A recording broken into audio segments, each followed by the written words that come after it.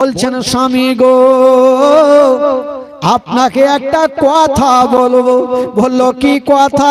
বলছেন স্বামী গো শুনেছি মক্কা নগরে অনেক ছেলেরা জন্ম হয়েছে, আমি যাব আর একটা সন্তানকে নিয়ে আসে আমি দুগ্ধ পান করাবো, যা বেতন পাবো আমাদের সংসার হালকা হবে। তো হারিস বলছেন হালিমা তোমার কি মাথা মুন্ডো গেছে নাকি, মাথা খারাপ? বলে কেন? একটা সন্তানকে পেট ভর্তি করে দুগ্ধ পান করাতে পারো না, আর একটা সন্তানকে নিয়ে গেছে কেমন করে দুগ্ধ পান করাবে? হালিমা আমি তোমাকে যেতে দিব না। হারিস বলছেন তোমার একটা সন্তানকে তুমি দুগ্ধ পান করাতে পারো না, তো আর একটা সন্তানকে নিয়েছে কেমন করে দুগ্ধ পান করাবেন? না, যেতে দিব না। তো হালিমা বলছেন স্বামী গো দুগ্ধ পান আমি করাবো, আমার ব্যাপার, আপনি নিয়ে তো চলেন। বারবার যখন জিদ ছাড়ছে তো হারিস বলছে হালিমা এত দূরের রাস্তা যাব, কিসে যাব?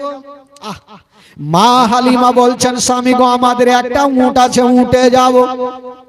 হারিস বলছে না হালিমা আমাদের দুবলা পাতলা উট, মাটিতে বসে গেলে উঠতে পারে না, ওই উটে যদি স্বামী স্ত্রী চেপে যায় তবে কিয়ামত পর্যন্ত যেতে পারবে না। এত দুবলা পাতলা উঠে কি করে যাবে? তো হালিমা আবার চিন্তা করছে স্বামীকে কি করে রাজি করাবো।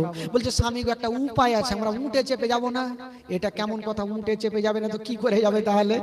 বলছেন স্বামী গো আমি উটের লাগাম ধরে আগে আগে টানবো আর আপনি পিছনে পিছনে হাঁকাবে না, আমরা যাবর সমাতে হেঁটে হেঁটে যাব।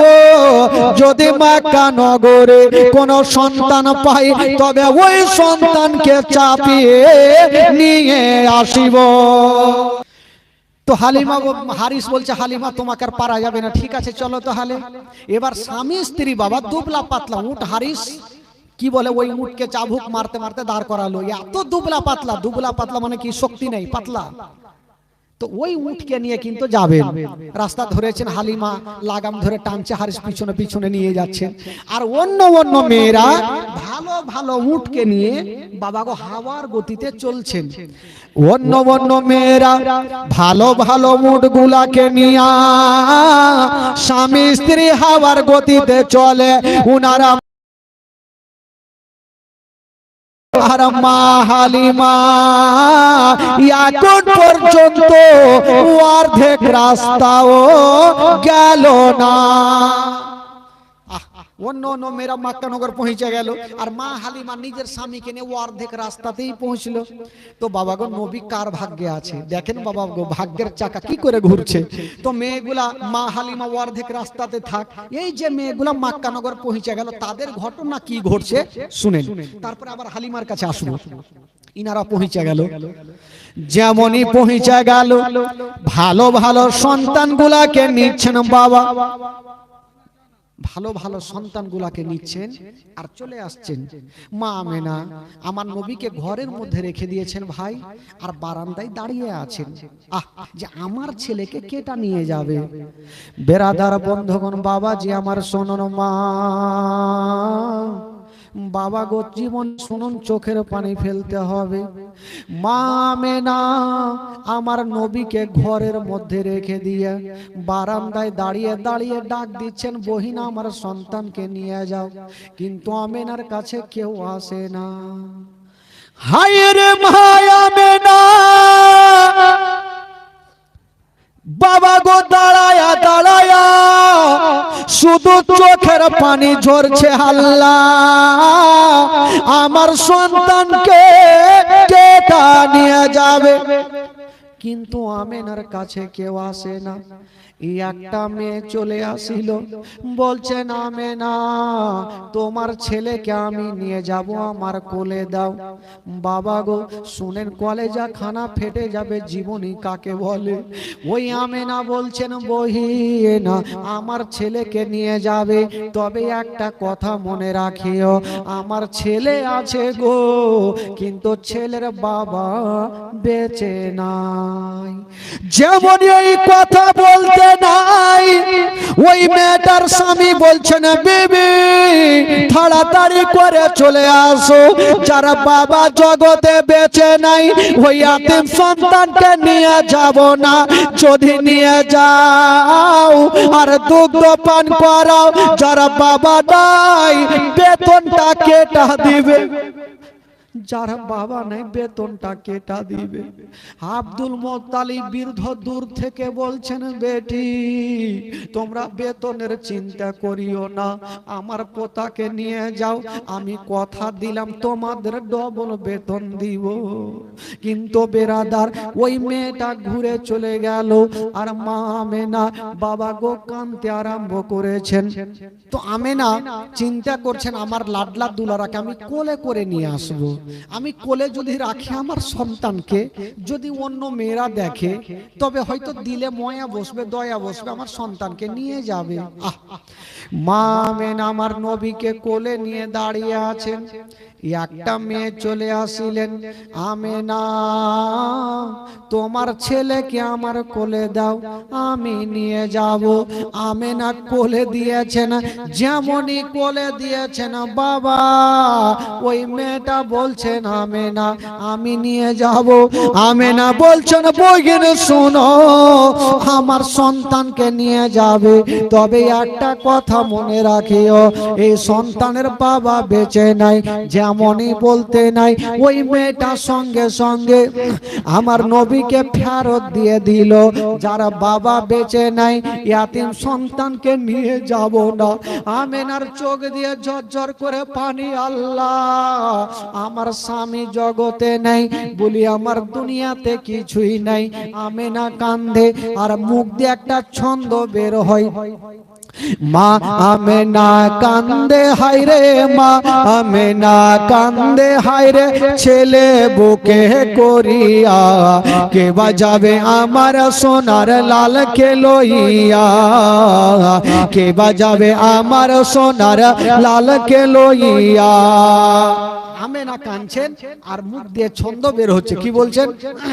মা আমেনা কান্দে হায়রে, মা আমেনা কান্দে হায়রে, ছেলে বুকে করিয়া কে বাজাবে আমার সোনার লাল কে লইয়া, কে বাজাবে আমার সোনার লাল কে লইয়া।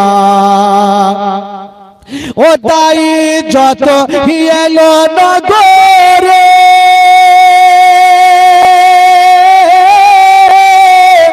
আর শিশু মুস্তাফাকে তুলে আদর করে। ওই মেয়েগুলা যে আসলো ভাই আমার নবীকে কোলে তুলে চুমা খেয়েছেন, তারপরে কি ঘটছে শুনুন ভাই। ও দাই যত এলো নগরে আর শিশু মুস্তাফাকে তুলে আদর করে, কোলে তারে ফিরিয়ে দিল, কোলে তারে ফিরিয়ে দিল, কোলে তারে ফিরিয়ে দিল। গরিব ইয়াতিম বলিয়া কে বাজাবে আমার সোনার লাল কে লইয়া, কে বাজাবে আমার সোনার লাল কে লইয়া। মা আমেনা কান্দে হায়রে, মা আমেনা কান্দে হায়রে, ছেলে বুকে করে কে বাজাবে আমার সোনার লাল কে লইয়া, কে বাজাবে আমার সোনার লাল কে লইয়া। যখন মেয়েটা কোলে ফিরিয়ে দিয়েছেন আমেনার বুক ভরা ব্যথা, চোখ ভরা পানি, ঝরঝর করে কাঁদছে, আল্লাহ যদি আজকে আমার স্বামী বেঁচে থাকতো আমার এই সন্তানকে ইয়াতিম বলে ফিরিয়ে দিত না। আমেনা কাঁদছেন আর মুখ দিয়ে একটা ছন্দ বের হচ্ছেন, ও থাকে তো যদি ছেলের পিতা আর হাজার দুঃখ হতো না মোর দিলে ব্যথা। ও থাকতো যদি ছেলের পিতা আর হাজার দুঃখ হতো না মোর দিলে ব্যথা। স্বামীর কথা মনে পড়লে, স্বামীর কথা মনে পড়লে, স্বামীর কথা মনে পড়লে কলেজা যাই ফাটিয়া। কে বাজাবে আমার সোনার লালকে লইয়া, কে বাজাবে আমার সোনার লালকে লইয়া। মা আমেনা কান্দে হায়রে, মা আমেনা কান্দে হায়রে, ছেলে বুকে করিয়া। কে বাজাবে আমার সোনার লালকে লইয়া। আমেনা বলছেন আমার স্বামী নেই বলি আমার সন্তানকে কেউ নিয়ে গেল না। বাবা গো, মা যার স্বামী নেই মা তার দুনিয়াটা অন্ধকার। মা আমেনা বলছেন আল্লাহ আমার সন্তানকে যখন কেউ নিয়ে গেল না আমি আর কাউকে দিব না। হাজার হইল মা সন্তানকে কখনো ফেলে দেয় না ভাই। আমেনা বলছেন বেটারে আমি কাউকে দিব না, আমি তোমার মা, তোমাকে অন্তর ভরে আদর করব, বুকে লাগাবো, গালে মুখে চুমা খাবো। কবি লিখেছেন বাবা। আমেনা কি বলছেন শুনুন।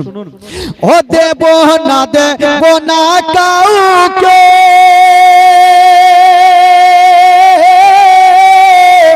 আর লালন পালন করব আমি নিজের কাছে। ও দেব না দেব না কাউকে, আর লালন পালন করব আমি নিজের কাছে। মা আমেনার দিল বলে, মা আমেনার দিল বলে, মা আমেনার দিল বলে দেখব পরাণ ভরিয়া। কে বাজাবে আমার সোনার লালকে লইয়া, কে বাজাবে আমার সোনার লালকে লইয়া। মা আমেনা কান্দে হায়রে, মা আমেনা কান্দে হায়রে, ছেলে বুকে করিয়া। কে বাজাবে আমার সোনার লালকে লইয়া, কে বাজাবে আমার সোনার লালকে লইয়া। ও তাফাজুল ইসলাম কবি বলে, আর শুনো সবাই বসে দলে দলে, এই ঘটনা বললে পারে, এই ঘটনা বললে পারে কলেজা যাই ফাটিয়া। কে বাজাবে আমার সোনার লালকে লইয়া, কে বাজাবে আমার সোনার লালকে লইয়া, কে বাজাবে আমার সোনার লালকে লইয়া। আল্লাহ আম্মা সাল্লি আলা سيدنا مولانا محمد وعلى آل سيدنا مولانا محمد। একবার গোটা মাজমা জোরে বলুন তো সুবহানাল্লাহ, আর জোরে বলুন সুবহানাল্লাহ। ভাই একটু শুনেন ভাই, চোখের পানি ফেলেন। আমেনা হাজার হলো আমার নবীর মা না, বাবা নেই। যার বাবা জগতে নেই তার দুনিয়াতে কিছুই নেই ভাই। আমেনা আমার নবীকে গালে মুখে চুমা খাচ্ছেন আর বলছেন বেটা আমি তোমাকে কাউকে দিব না। হায় রে আমেনার চোখ দিয়ে পানি ঝরছে। বৃদ্ধ আব্দুল মোত্তালিব বলছেন বেটি আর কান্দিও না, তোমার সন্তানকে যখন কেউ নিয়ে গেল না আমেনা তুমি তোমার বুকের ভিতরে রাখো, কাউকে দিও না। হাজার হলো মা যত মেয়েগুলা এসেছিল সমস্ত মেয়েগুলা যাদের বাপ মা বেঁচে ছিল নিয়ে গেল, আমার নবীকে কেউ নিয়ে গেল না। যেই নবী না হলে আসমান জমিন সৃষ্টি হতো না, যেই নবী না হলে পাহাড় পর্বত সৃষ্টি হতো না। ওই নবীকে ইয়াতিম বলে হেলা করে সবাই চলে গেছে। আমেনা আর দুঃখ সহ্য করতে পারে না, আমার নবীকে নিয়ে ঘরের মধ্যে রেখে চলে আসলেন। আর বারান্দায় বসে গিয়া ডুগরে ডুগরে আমেনা কাঁদছে, আল্লাহ গো আমার স্বামী যদি বেঁচে থাকতো আমার এই কলেজার পাড়াকে কেউ ইয়াতিম বলে হেলা করতো না। আমেনা বলছেন ওরে বই বহিনেরা, আমার সন্তানকে তোমরা নিয়ে যাও। হাজার হলো বাবা নেই, সব মেয়েগুলা চলে গেল। আব্দুল মোত্তালিব কাঁদতে কাঁদতে আমেনার মাথায় হাত দিয়েছে, বেটি রে আর তুমি চোখের পানি ফেলিও না। আমেনা, তোমাকে বেটির মতো ভালোবাসি। যখন তুমি কাঁদছো তখন আমার কলেজা খানা বেশি কান্দে। বৃদ্ধ আব্দুল মোত্তালিব ঝরঝর করে কাঁদছে আর বলছেন, আমেনা তোমার লাডলা ঘরের মধ্যে আছে বেটি, তবে আল্লাহর কাছে দোয়া করো, হয়তো তোমার সন্তানকে কেউ নিয়ে যাবে। আমেনা বলছেন, আব্বা গো, যারা যারা এসেছিল সবাই তো ভালো ভালো সন্তান গুলাকে নিয়ে গেল, যাদের বাপ মা বেঁচে আছে আমার সন্তানকে নিয়ে গেল না। আমেনা বলছে না, আব্বা গো তাহলে কি করব? এই কথা বলতে নাই, আমেনার কথা শুনে আব্দুল মোত্তালিব পার্শ্বে চলে গেল। ওইদিকে আব্দুল মোত্তালিব কান্দে আর এদিকে আমেনা ডুগরে ডুগরে কান্দে। বাবা গো, ইনারা কান্দতে থাকলো, আমার নবী ঘরের মধ্যে থাকলো।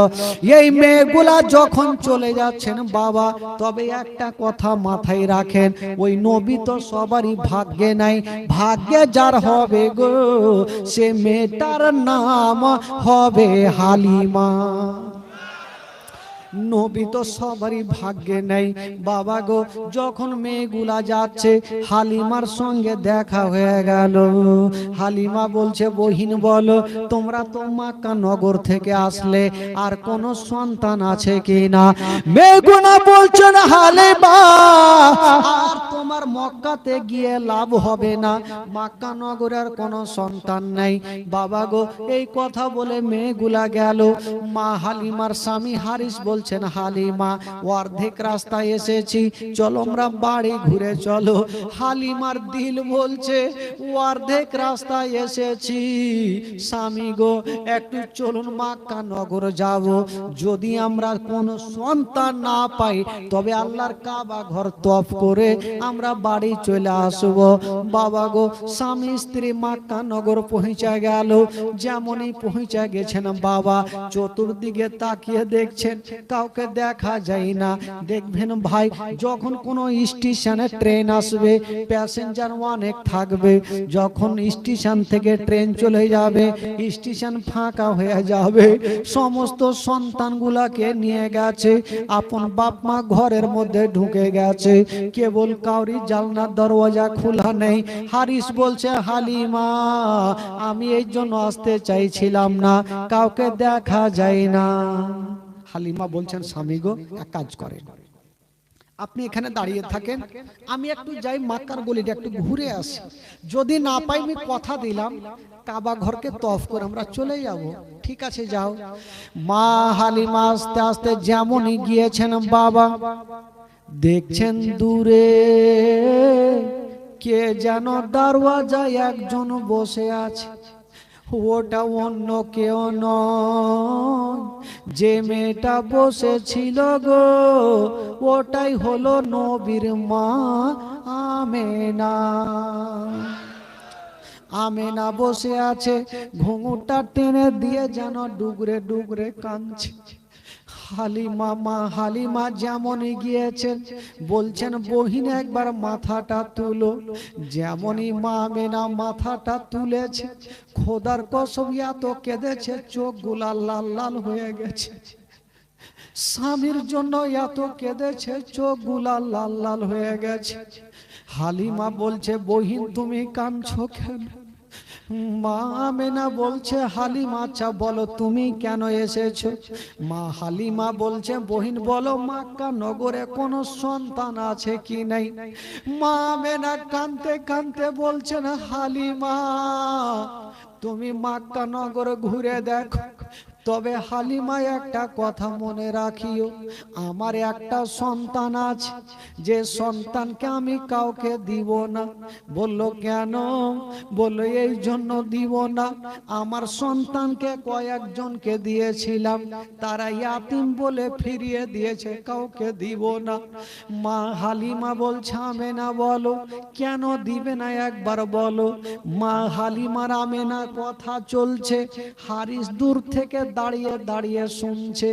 মা আমেনা বলছে না হালিমা আমার সন্তান আছে গো, যার বাবা জগতে বেঁচে নাই, এই কথা বলতে নাই। হারিস দূর থেকে বলছে হালিমা তাড়াতাড়ি চলে আসো। বললো কেন? বলে যদি তুমি দেরি করো তবে জানি না ইয়াতিম সন্তানকে তোমার কোলে দিয়ে দেবে, তোমাকে গছিয়ে দেবে। হালিমা চলে আসো। মা হালিমা বলছে স্বামী গো একটু দাঁড়িয়ে যাও। বললো কেন চলে আসবো? বলছে হালিমা যদি তুমি ইয়াতিম ছেলেকে নিয়ে যাও, কষ্ট করে 2 বছর দুগ্ধ পান করাবে, যার বাবা থাকবে না, বেতন কেউ দিবে না।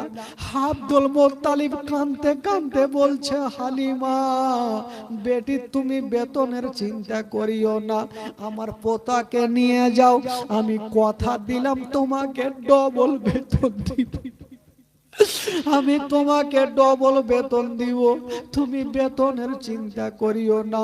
আমি আমেনার কষ্ট দেখতে পারি না, আমার পোতার কষ্ট দেখতে পারি না। হারিস বলছে হালিমা চলে আসো, ইয়াতিম সন্তানকে নিও না। মা হালিমা বলছেন স্বামী গো যখন এসে গেছি, যতক্ষণ পর্যন্ত এই আমেনার ছেলের চেহারা খানা না দেখে নিব আমি বাড়ি ফিরে যাব না। স্বামী গো যখন এসে গেছে একটু তো আমেনার ছেলের চেহারা খানা দেখবো, একটু দাঁড়ান, নিব না নিব পরের ব্যাপার, একটু দেখে নি। যেমনই হালিমা বলছেন আমেনা একটু ঘরে নিয়ে চলো। আমেনা আগে আগে গিয়ে আমার নবীকে কোলে নিয়েছে। মা হালিমা পিছন পিছন গিয়ে আমার নবীর চেহারা খানা দেখছেন। হায়রে আমার নবীর এত সুন্দর চেহারা, আসমানের চন্দ্রতে দাগ আছে, আমার নবীর চেহারাতে কোনো দাগ নেই। যেমনই হালিমা আমার নবীর দিকে দেখেছেন বাবা, হায়রে আমার নবী মুস্তাফা চোখটাকে খুলে দিয়েছেন, আর মা হালিমার দিকে তাকাচ্ছেন, আর তাকিয়ে তাকিয়ে একটু মুস্কি মেরে হেসে গেলে। ভাই যখন একটা ছোট বাচ্চা কোন বাবা ভাইয়ের দিকে দেখে হাসবে, একটু ময়া মমতা বেশি হবে। হালিমা ভাবছেন আল্লাহ এত সুন্দর চেহারা আমার দিকে দেখে হাসলো। আমেনার তার চোখ দিয়ে পানি ঝরছে। আমেনা বলছে জানি না আমার সন্তানকে হয়তো নিয়ে যাবে না। হালিমা বলছেন আমেনা তোমার ছেলেকে আমার কোলে দাও। আমেনা বলছে বহিন আমি তোমাকে কেমন করে দিব, তোমার মতো একটা মেয়ের কোলে দিয়েছিলাম। আব্দুল মুত্তালিব দূর থেকে দেখছে আল্লাহ আমার পোতাকে যেন এবার হালিমা নিয়ে যাই, নচেত আমেনার কান্না থামাতে পারবো না। মা আমেনা বলছেন হালিমা ঠিক আছে কোলে নাও। যেমনই হালিমাকে আমার নবীকে কোলে দিয়েছে হালিমার মা হালিমা কোলে নিয়েছেন। যেমনই কোলে নিতে নাই মা হালিমার দিল মোমের মতো গলে গেল। বলছেন আমেনা ও বহিন আমেনা যাই হোক না কেন বোন, আমি তোমার সন্তানকে নিয়ে যাব। হালিমা বলছেন আমেনা আমি তোমার সন্তানকে নিয়ে যাব বহিন, তুমি নিয়ে যাবে? হালিমা আমেনার মনটা ভরে গেল। তবে আমেনা বলছেন তুমি নিয়ে যাবে, তবে যাও। হালিমা ভাবছেন আমি যে সন্তানকে নিয়ে যাব, দেখি আমার দুগ্ধ পান করে কি করে না, একবার ট্রাই করে দেখি। মা হালিমা ডান স্থানে লাগাচ্ছেন, আমার নবী দুগ্ধ পান করছেন। বাম স্থানে লাগাচ্ছেন, আমার নবী মুখটাকে টেনে নিচ্ছেন। হালিমা ভাবছেন জানি না আমার একটা স্থান পান করছেন, একটা কেন পান করে না। আবার ডান স্থানে লাগাচ্ছেন, আমার নবী দুগ্ধ পান করছেন। বাম স্থানে লাগাচ্ছেন, আমার নবী মুখটাকে টেনে নিচ্ছেন। কেন টানছেন? আমার নবী ভালো করে জানে যে হালিমার একটা বেটা বাড়িতে শুয়ে আছে। আমি যদি দুটা দুগ্ধ পান করে নি, তবে আমার দুগ্ধ ভাই মাসুদ কোনটা পান করবে? আমি একটা পান করব, আর একটা আমার দুগ্ধ ভাইয়ের জন্য রেখে দিব। জোরে বলুন। আমি একটা পান করব আর একটা দুগ্ধ ভাইয়ের জন্য রেখে দিব। তো মা হালিমা বলছেন আমার দুগ্ধ, মা হালিমা একটা কথা বলছেন, আমার স্থানে কোনো দুগ্ধ ছিল না, শুকিয়ে ছিল। যেমন সন্তানকে আমার কোলে নেওয়া, আমার স্থানতে দুগ্ধে পরিপূর্ণ হয়ে গেল। জোরে বলুন সুবহানাল্লাহ। মা হালিমা আর একটা কথা বলেছিলেন, আমার স্থানে একটা স্থান আমার ফুটো ছিল না যাতে দুগ্ধ আসে। এই ছেলে যেমনই মুখটা দিয়েছেন, আমার স্থান থেকে দুগ্ধ চালু হয়েছিল। জোরে বলুন। বাবা গো, হালিমা বলছেন আমি না একবার তোমার ছেলেকে নিয়ে যাব, এবার তুমি খুশি মনে বিদায় দাও। মা আমেনা বলছেন আমেনা হালিমা একটা কথা শোনো, আমার সন্তানকে নিয়ে যাবে, তবে একটা কথা মনে রাখিও। বলল হালিমা এ ছেলের বাবা জগতে বেঁচে নাই। মা কি বলে বাবা বেঁচে নাই? হালিমা শোনো, তোমার বাড়িতে যদি কোনোদিন খাবার তৈরি করবে, তোমার ছেলের মুখে পরে দিও, আগে এই ইয়াতিমের মুখে দিও। যদি কোনোদিন নতুন জামা তৈরি করবে, তোমার ছেলের গায়ে পরে দিও, আগে এই ইয়াতিমের গায়ে দিও, যেন বাপ বলে মনে না হয়। মা হালিমা বলছেন আমেনা তুমি চিন্তা করো না, আমি মার মতো ভালোবাসবো, জীবনে মনে হতে দেব না যে ছেলের বাবা বেঁচে না। হালিমা আমেনা চিন্তা করো না, আমি এই ছেলেকে মার মতো ভালোবাসবো। বাবা গো, মা হালিমা আমার নবীকে নিয়ে যাচ্ছে। তবে বৃদ্ধ আব্দুল মোত্তালিব চলে আসলেন। হালিমা বেটি তুমি বেতনের চিন্তা করো না, আমি কথা দিলাম তুমি আমার পোতার দেখভাল করো, আমি আব্দুল মোত্তালিব তোমাকে ডবল বেতন দিব। জোরে বলুন। যাও নিয়ে যাও। তো বাবা গো, এবার মা হালিমা তো আমার নবীকে নিয়ে যাচ্ছেন কোথায়? স্বামীর কাছে। আর ওই দিকে স্বামী স্ত্রী যে উটটাকে নিয়ে এসেছিল, ওই উটটা হাত পা ছেড়ে দিয়ে গাছের তলাতে বসে গেছে। হারিস বেচারা মাথা চুলকাচ্ছে যে উটটা নিয়ে আসলাম, ওই উটটা তো বসে গেল। এ উটকে কত আবার চাবুক মারবো, আবার দর করাবো, আবার হেঁটে হেঁটে এত দূর কি করে নিয়ে যাবো? বেচারা খুব টেনশন করছে।